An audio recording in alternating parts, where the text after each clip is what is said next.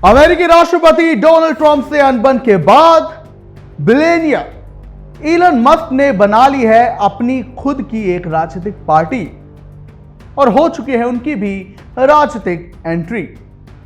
तो क्या आप इलोन मस्क भी लड़ेंगे राष्ट्रपति चुनाव?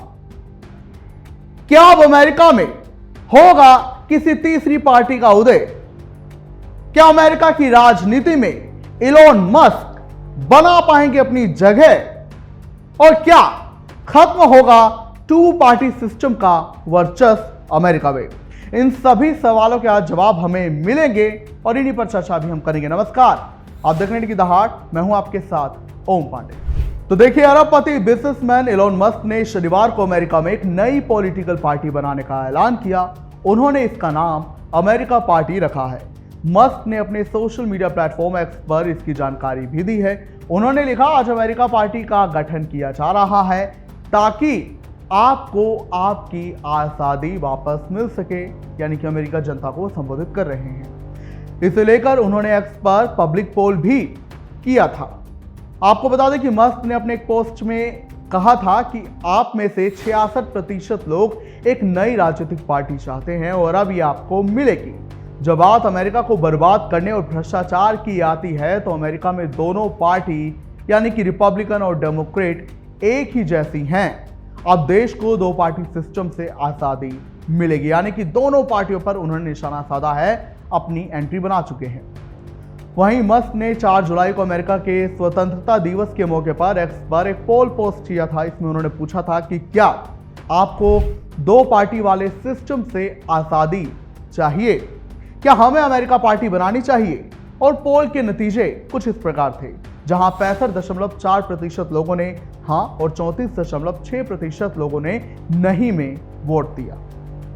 अमेरिका का टू पार्टी सिस्टम आखिर है क्या? तो देखिए, अमेरिका की राजनीति में बीते 150 साल से डेमोक्रेटिक और रिपब्लिकन दो ही पार्टियों का दबदबा रहा है।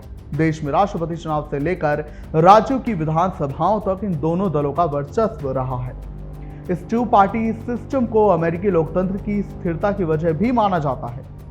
डेमोक्रेटिक पार्टी की शुरुआत 1828 में एंड्रू जैक्सन के दौर में हुई। यह शुरुआत में किसानों और आम जनता की पार्टी मानी जाती थी। वहीं 20वीं सदी में यह सामाजिक कल्याण, न्यू डील जैसे आर्थिक सुधारों और नागरिक अधिकारों की पैरोकार भी बनी। वहीं रिपब्लिकन पार्टी 1854 में गुलामी के विरोध में बनी और अब्राहम लिंकन इसके पहले राष्ट्रपति बने। 20वीं सदी में ये व्यापार और टैक्स कट के समर्थन वाली पार्टी बन गई। बड़ा सवाल ये कि आखिर क्यों तीसरी पार्टी सफल नहीं हो पाई?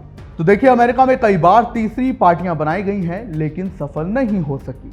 1912 में राष्ट्रपति थियोडोर रूजवेल्ट ने बुल मूस पार्टी बनाई और 88 इलेक्टोरल वोट हासिल किए।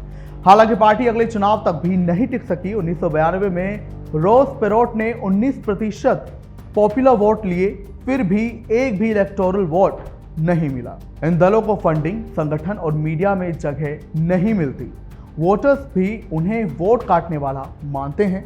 यही वजह है कि लिबर्टेरियन या ग्रीन पार्टी जैसी पार्टियां अब तक राष्ट्रपति चुनाव में 3 से 4% से ज्यादा वोट नहीं ले पाई।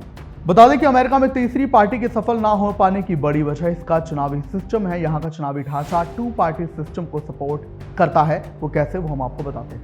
तो देखिए, जो मैंने आपको बताया कि अमेरिका में जो चुनावी ढांचा है वो टू पार्टी सिस्टम को ही मजबूती देता है, ना कि किसी तीसरी पार्टी को। वो ऐसे कि देखिए, अमेरिका में first pass the post system है। ये first pass the post system लागू है। जो उम्मीदवार सबसे ज्यादा वोट लाता है वही जीता है, चाहे बहुमत हो या नहीं।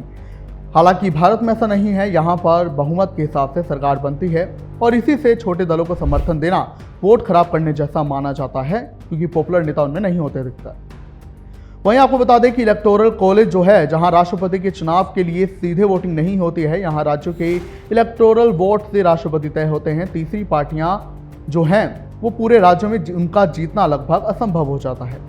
इसके अलावा बैलेट एक्सेस कानून भी है अमेरिका में, जहां अलग अलग राज्यों में उम्मीदवारों को नामांकन के लिए हजारों लोगों के साइन जुटाने पड़ते हैं। ये छोटे दलों के लिए भारी चुनौती है।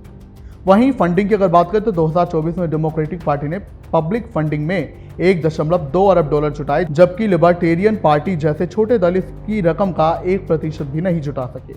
इसके अलावा प्रेसिडेंशियल डिबेट में होता क्या है कि बहस में शामिल होने के लिए उम्मीदवार को राष्ट्रीय सर्वे में 15% समर्थन चाहिए, जो तीसरी पार्टी के लगभग असंभव हो जाता है। हालांकि इलोन मस्क के केस में ऐसा नहीं दिखाई दे रहा है, जहां राजनीतिक विश्लेषक मानते हैं, क्योंकि देखिए इलोन मस्क खुद एक बहुत बड़े बिजनेसमैन है, उन्हें फंडिंग की क्या नीड है, उनके पास खुद ही अपनी फंडिंग है।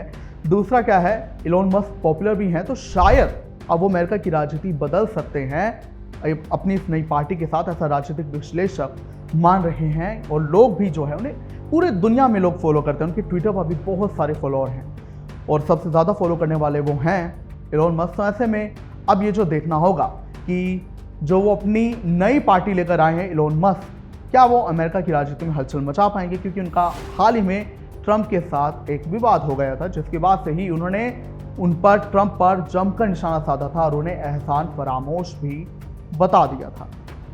क्या कुछ आप कहेंगे इलोन मस्क की इस नई पार्टी फॉर्मेशन को लेकर, हमें जरूर बताएं।